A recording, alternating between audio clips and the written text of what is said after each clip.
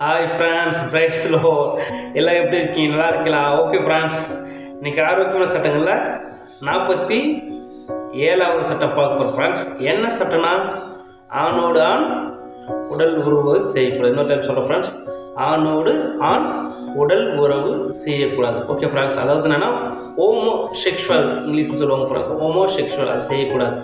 Okay France, இப்போ ஒரு குட்டி பாட்டு பாட போகிறோம், ஒரு குட்டி வசனம் வாசிக்க போகிறோம், ஒரு குட்டி கருத்து பார்க்க போகிறோம் ஃப்ரெண்ட்ஸ். வாங்க ஃப்ரெண்ட்ஸ், நம்ம எல்லாம் சேர்ந்து நம்ம பாடலாம் ஃப்ரெண்ட்ஸ். வாங்க. ஓடு ஓடு விலகி ஓடு, வேண்டாத அனைத்தையும் விட்டு ஓடு. ஓடு ஓடு தொடர்ந்து ஓடு, இயேசு கிறிஸ்துவை நோக்கி ஓடு. ஓடு ஓடு விலகி ஓடு, வேண்டாத அனைத்தையும் விட்டு ஓடு. ஓடு ஓடு தொடர்ந்து ஓடு, இயேசு கிறிஸ்துவை நோக்கி ஓடு. இளமை இச்சைகளை விட்டு ஓடு, தூய்மை உள்ளத்தோடு தினம் பாடு. இளமை இச்சைகளை விட்டு ஓடு, தூய்மை உள்ளத்தோடு துதிப்பாடு. நீ துதிப்பாடு. ஹோ ஓடு ஓடு விலகி ஓடு, வேண்டாத அனைத்தையும் விட்டு ஓடு. ஓடு ஓடு தொடர்ந்து ஓடு, இயேசு கிறிஸ்துவை நோக்கி ஓடு. ஓகே ஃப்ரெண்ட்ஸ், ஒரு குட்டி பாட்டு பாடிட்டோம், ஒரு குட்டி வசனம் வாசிப்போம் ஃப்ரெண்ட்ஸ். ரோமர் 1வது அதிகாரம் 27வது வசனம் ஃப்ரெண்ட்ஸ்.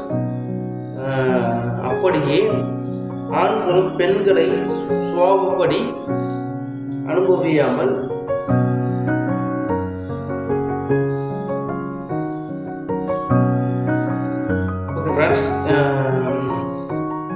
ஒருவர் மேல் ஒருவர் விரகதாபத்தினாலே பொங்கி ஆணோடு ஆண் அவலட்சணமானதை நடப்பித்து தங்கள் தப்பிதத்திற்கு தகுதியான பலனை தங்களுக்குள் அடைந்தார்கள். ஓகே ஃப்ரெண்ட்ஸ், இன்னொரு டைம் வாசிக்கிறேன். அப்படியே ஆண்களும் பெண்களை சுவாபப்படி அனுபவியாமல் ஒருவர் மேல் ஒருவர் விரகதாபத்தினாலே பொங்கி ஆணோடு ஆண் அவலட்சமானதை நடப்பித்து தங்கள் தப்பிதற்கு தகுதியான பலனை தங்களுக்குள்ளே அடைந்தார்கள். ஓகே ஃப்ரெண்ட்ஸ், இந்த கருத்தோட இந்த வசத்தோட கருத்து என்னன்னா ஃப்ரெண்ட்ஸ், அநேகர் பார்த்தீங்கன்னா ஆணோட ஆண் உடல் உறவு போடுறாங்க ஃப்ரெண்ட்ஸ், ஹோமோ செக்ஷுவல் பண்ணுறாங்க.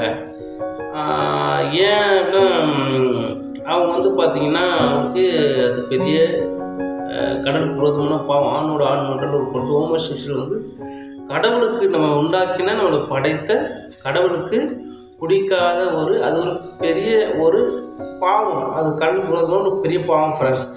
ஆணோட ஆண் நம்ம உடல் ஒரு கொள்ளவே கூடாது ஃப்ரெண்ட்ஸ், அது வந்து ஒரு பெரிய பாவம். அப்படி செய்கிறவர்களுக்கு வந்து அதிக தண்டனை இருக்குது, நித்திய தண்டனை இருக்குது, அதிக ஆக்கின அதிக தண்டனை சொல்லிட்டு இந்த வசனத்தோட கருத்து ஃப்ரெண்ட்ஸ். ஓகே ஃப்ரெண்ட்ஸ், நான் ஒரு சின்ன தாட்ஸ் கூட ஷேர் பண்ண விரும்புகிறேன் ஃப்ரெண்ட்ஸ், சின்ன கருத்து ஷேர் பண்ண விரும்புகிறேன் ஃப்ரெண்ட்ஸ். ஓகே ஃப்ரெண்ட்ஸ், ஒரு விஷயம் மட்டும் சொல்ல ஃப்ரெண்ட்ஸ், அதாவது ஹோமோ செக்ஷுவல் நிறைய வயதினர் பண்ணுறாங்க. ஆனால் விசேஷமாக ஒரு குறிப்பிட்ட வயதினருக்கு நான் இந்த ஒரு விஷயம் சொல்ல விரும்புகிறேன் ஃப்ரெண்ட்ஸ். என்னன்னா ஃப்ரெண்ட்ஸ், நம்ம என்ன பண்ணுறோம், இந்த டீனேஜ் பிள்ளைங்க ஒரு 12-13 வயசுலேருந்து ஒரு 19 வயசு, 13 வயசுலேருந்து 19 வயசு டீனேஜ் பிள்ளைங்க பார்த்தோம் ஃப்ரெண்ட்ஸ். அவங்க என்ன பண்ணுவாங்க, அந்த டைமில் ஹார்மோன்ஸ் அதிகமாக இது பண்ணும். என்னடா இதெல்லாம் இப்படிலாம் விட்டுட்டு போகிறான்னு நினைக்காதீங்க ஃப்ரெண்ட்ஸ். இது வந்து ஒருத்தருக்கு அடிபட்டுன்னா அந்த இடத்துல சீவு அதாவது அசுத்தம் உடறதுன்னா அந்த காயம் ஆறாது ஃப்ரெண்ட்ஸ், அந்த உடலுக்கே பாதிப்பு உண்டாகி இறக்கவே நேரிடும். அது டாக்டர் என்ன பண்ணுறாங்க, அந்த டாக்டர் அதை அறுக்கும்போது வலி தான் செய்யும். அதை அறுத்து அந்த சீலாம் எடுத்து அதை க்ளீன் பண்ணி மருந்து போட்டு காயம் கட்டினா தான் அது ஆரோக்கியம் அடையும் ஃப்ரெண்ட்ஸ். ஓகே ஃப்ரெண்ட்ஸ், அதே போல தான் இது வந்து இதெல்லாம் வந்து யூடியூப்பில் பேசணுமா, இதெல்லாம் வந்து சொல்லணுமா அப்படின்னு சொல்லிட்டு நீங்கள் நினைக்கலாம் ஃப்ரெண்ட்ஸ். இது வந்து பெரிய பாவம். பைபிளில் போட்டிருக்கு, வேதத்தில் ஏசப்பா சொல்லியிருக்காரு, கடவுள் சொல்லியிருக்காரு. இது வெறும் பெரிய பாவம் ஃப்ரெண்ட்ஸ். இது வந்து நம்ம உண்டாக்குன கடவுள் விரோதமாக செய்கிற பெரிய பாவம். இதை நம்ம செய்யவே கூடாது ஃப்ரெண்ட்ஸ். என்னென்னா ஃப்ரெண்ட்ஸ், அந்த டீனேஜ் பிள்ளைங்க பார்த்தீங்கன்னா அந்த டைம் ஹார்மோன்ஸ் அதிகமாக இருக்கிறதுனால பிள்ளைகள் வந்து ஜாக்கிரதை பிள்ளைங்களை டீனேஜ் பிள்ளைங்க கண்காணிங்க ஃப்ரெண்ட்ஸ். அந்த டீனேஜ் பிள்ளைங்க என்ன பண்ணுறாங்க, ஸ்கூலில் படிக்கும்போது வெளியே போகும்போது விளையாடும் போது அவங்க என்ன பண்ணுறாங்க, அந்த ஆணோட உடல் உறுப்பு கொள்றாங்க ஃப்ரெண்ட்ஸ். அது உங்களுக்கு தெரியும், ஆணோட உடல் உறுப்பு கொள்றாங்க. இதனால் பார்த்தீங்கன்னா பெரிய ஒரு ஆரம்ப காலத்தில் தெரியாது ஃப்ரெண்ட்ஸ். ஆனால் அந்த பிள்ளைங்க நம்ம சொல்லி வளர்க்கணும். இப்போ வந்து டீனேஜ் பிள்ளைங்களாம் கேளுங்க, பேரண்ட்ஸாக டீனேஜ் பிள்ளைங்க வச்சு காட்டுங்க. 13 வயசுலேருந்து ஒரு 19 வயசு பிள்ளைங்களுக்கெல்லாம் இந்த வீடியோ காட்டுங்க ஃப்ரெண்ட்ஸ். அந்த பிள்ளைங்க வந்து பிள்ளைங்களா ஒரு டீனேஜ் பிள்ளைங்களுக்கு நான் சொல்கிறேன்னா தாட்ஸ்னா பிள்ளைங்களா, நீங்கள் வந்து என்ன பண்ணணும், ஆணோட உடல் உறவு செய்யக்கூடாது. எங்கே தனியாக போனாலும் சரி, எங்கே போனபோது செய்யக்கூடாது. அப்படி செஞ்சீங்கன்னா பின்காலத்தில் ஒரு பெரிய ஒரு பாதிப்பு உண்டாகும். பின்காலத்தில் ஒரு பெரிய ஒரு ஸ்தாபனம் நம்ம வாழ்க்கையில் உண்டாகும். நம்முடைய வாழ்க்கையில் ஒரு உண்மையான சந்தோஷம், சமாதானம், இலைப்பாது இருக்காது பிள்ளைங்களா. அதேமாதிரி இப்போ பேரண்ட்ஸ்க்கு சொல்கிற பேரண்ட்ஸ் நீங்களும் பிள்ளைகளை கண்காணிங்க. அது பின்காலத்தில் பெரிய சாபத்தை உண்டாக்கும். நம்ம பிள்ளைங்க எல்லாமே தெரியும். 12-13 வயசானவே எல்லாருக்கும் அந்த நாலேஜ் இந்த காலத்தில் இருக்க ஃப்ரெண்ட்ஸ். நம்ம சொல்லிக் கொடுக்கணும். அதேமாரி தனியாக வந்து பிள்ளைகளை அனுப்பி கும்பலாக இருக்கக்கூடாது. ஜாலியாக விளையாடலாம். விளையாட்டு உடனே வந்து வீட்டுக்கு அந்த டைம் வந்துடணும்.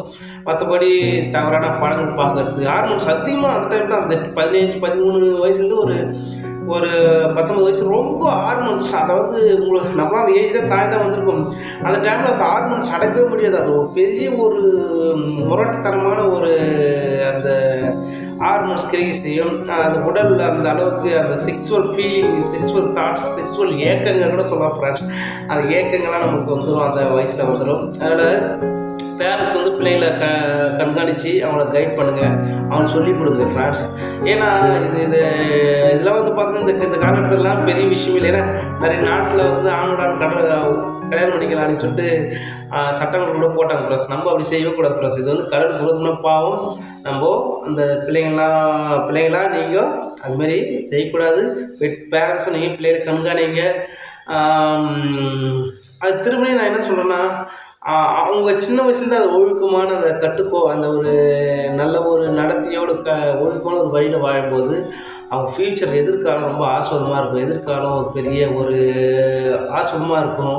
அவங்களுக்குள்ள ஒரு தைரியம் ஆட்டோமேட்டிக்காக நம்ம கடவுளுடைய கட்டளைகள்லாம் ஃபாலோ பண்ணும்போது, சின்ன சின்ன கட்டளைகளெல்லாம் ஃபாலோ பண்ணும்போது, இதெல்லாம் கடைபிடிக்கும் போது நம்ம மனசில் ஒரு பெரிய தெம்பு, ஒரு தைரியம், ஒரு ஜெனியூன் ஒரு உத்தம வைரக்கம், உத்தம கெத்துன்னு கூட சொல்லலாம் ஃப்ரெண்ட்ஸ். அப்படிலாம் வந்துடும்.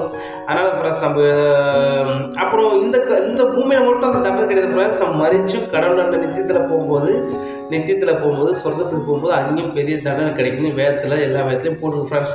அதனால் என் தாட்ஸ்னா எல்லா டீனேஜ் பிள்ளைங்க எந்த ஆணோட உடல் செய்யக்கூடாது. பல நாடுகள் சட்டங்கள் போடலாம் தேவையில்லை. ஆனால் பல நாடுகள் எந்த நாடுகள் சட்டம் போடணும்னா ஃப்ரெண்ட்ஸ், நம்ம வந்து கடவுள் நம்ம உண்டாக்கிற கடவுளுக்கு இது வந்து பிடிக்காத காரியம். நம்ம அந்த சட்டத்தை ஃபாலோ பண்ணக்கூடாது, அந்த பாவத்தை செய்யக்கூடாது ஃப்ரெண்ட்ஸ். ஏன்னா இது ஒரு ஹியூமன் நேச்சராகவே தெரியும் ஃப்ரெண்ட்ஸ். ஒரு ஆணோட உடல் கொடுத்து பெரிய அருவருப்பான ஒரு காரியம் ஃப்ரெண்ட்ஸ். நம்ம அதை செய்யவே கூடாது ஃப்ரெண்ட்ஸ். நம்ம சின்ன பிள்ளைங்களாம் டீனேஜ்லாம் செய்யக்கூடாது. அந்த டைமில் அங்கிள் எனக்கு வந்து ரொம்ப ஹார்மோன்ஸ் இருக்குது, எனக்கு வந்து தூக்கம் வரப்பல ஏக்கங்கள் வந்து கனவெல்லாம் செக்ஸ்வெல்லாம் வந்து என்னால் வந்து கட்டுப்படுத்த முடியலன்னா நீங்கள் என்ன பண்ணுங்க பிள்ளைகளா டீனேஜ் பிள்ளைங்க என்ன பண்ணுங்கள், அந்த செக்ஸ் படம் பார்க்காதீங்க. யாரும் ஸ்கூலில் தான் அந்த செக்ஸ் படம் பார்க்காதீங்க. அதுக்கப்புறம் பார்த்தீங்கன்னா அப்படிப்பட்ட நபர்கள் இப்போ பிள்ளைகளோடு அப்படிப்பட்ட பிள்ளைச்சலை இருப்பாங்க தான், எல்லாமெல்லாம் எல்லாம் இருப்பாங்க. அப்படிப்பட்டோட ஃப்ரெண்ட்ஷிப் வச்சுக்காதீங்க.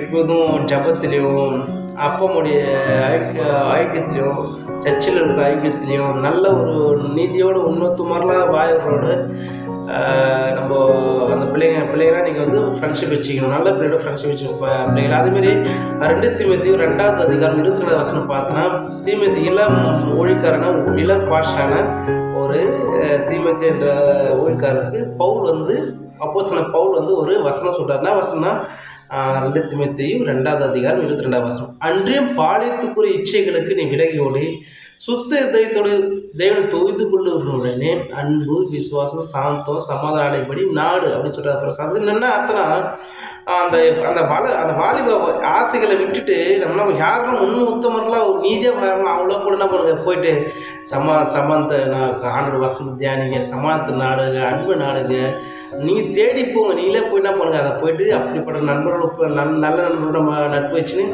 அப்படி நம்ம வாழும்போது என்னுடைய வாழ்க்கை பெரிய பிளஸ்ஸிங்காக எதிர்காலத்தில் பெரிய ஒரு ஆசீர்வாதம், அநேகருக்கு வழிகாட்டியாக அநேகருக்கு ஆசீர்வாதமான ஒரு பாத்திரம் நம்ம மாறிடும் ஃப்ரெண்ட்ஸ்.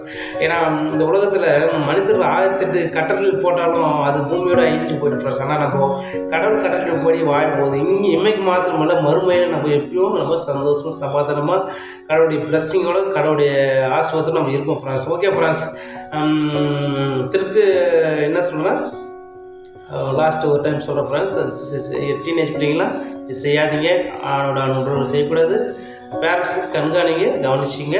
ஓகே ஃப்ரெண்ட்ஸ், இந்த தாட்ஸ் நம்ம புரோஜமாக நம்புகிறேன்.